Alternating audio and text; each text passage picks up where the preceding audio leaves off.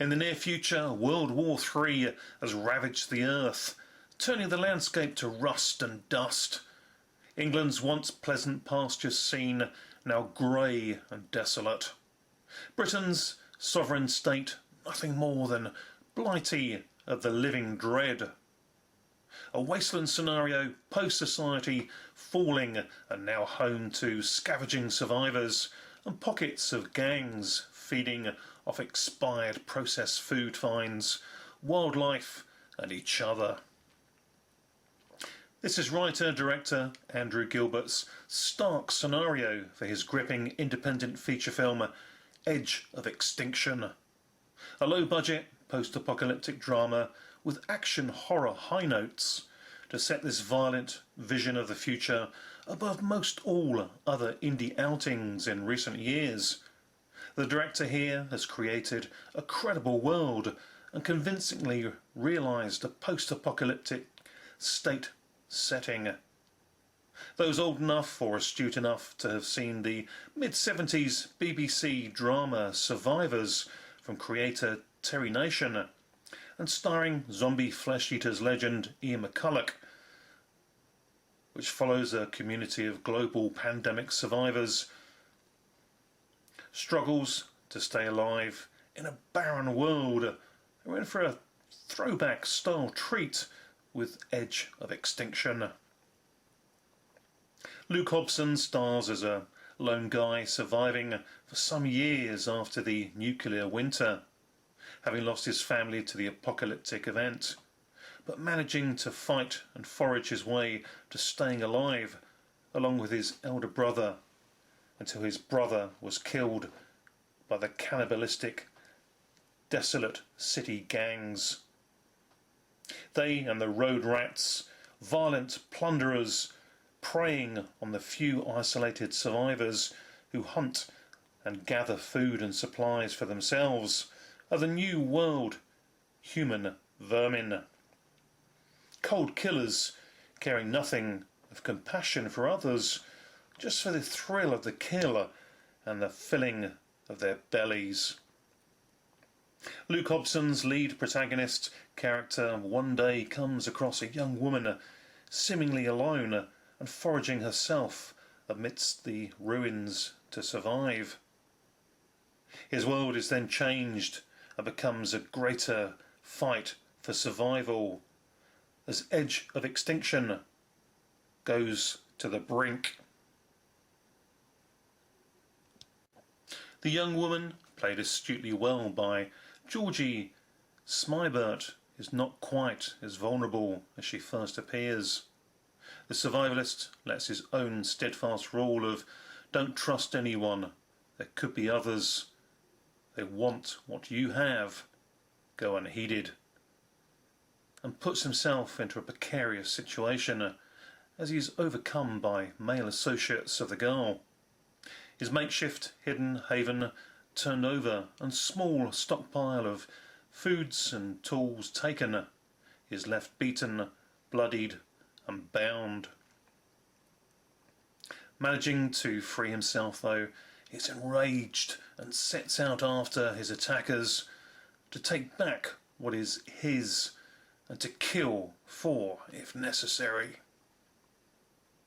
A greater threat overtakes events though, as those he tracks after are beset by the city cannibals. After an initial scuffle, Luke Hobson's character, who along with all the players in the movie have no actual given used names here, ends up helping the guys who stole from him and saving the girl once more. Soon after though, the girl is grabbed by the cannibal warriors again and taken to the collapsed city to be his personal pleasure pet. Our lead protagonist forms an uneasy alliance with one of her cohorts in order to get her back. So it turns to the two to break into a fortified structure of flesh-taking cannibals led by a behemoth-built boss to rescue the girl and get out alive. They have a literal bloody good go, even up against the defiant call to arms mantra to his cannibal crew by the overseeing cannibal king of to fight monsters, you have to become monsters. It becomes a futuristic film flambe of the warriors, gangs of New York, and a boy and his dog, with some impressive practical makeup and gore effects to garnish the violence, and very well staged hand combat scenes on display. The world building and depth of character introduction development throughout the film is unprecedented here for an independent production. Impressively so, adding to the appeal and credibility of this movie. With a running time of some 2.25 hours, plus you rightly may have concerns, but the duration is fully and fulfillingly utilised. Like the aforementioned TV series Survivors, Edge of Extinction plays like a well-designed, expansive drama that builds proceedings so very well and draws the viewer into its edgy environment and has you rooting for characters and anticipating outcomes. The film is a fantastic all-in-one go watch with a recommended 7 out of 10 rating, but it may also be broken up at your own discretion as perhaps a 3-part view over several evenings, as if experiencing as an engrossing BBC TV series event. The look and style of the movie is highly professional, with realistic grey tone surroundings to hone the hues of the apocalyptic remnant landscape.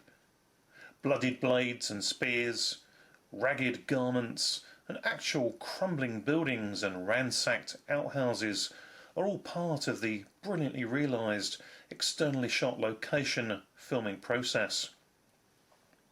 Overhead camera work and long sweeping shots, including impressively handled tight-in lens moments, are rare to behold even in a big budget Hollywood production. So here, in a low budget independent piece, they are highly noticeable and rightfully plauded. All involved have done their very best here. The makeup and practical effects are top-notch. Subtle matte work for most all viewers will go undetected, and the high level of realistic violent effects work, carnage, such as the staggering shotgun blast to the face, will stun audiences. Solid performances by all, typified by a top-notch turn by lead Luke Hobson, and engagingly supported by Georgie Smybert and Chris Kay.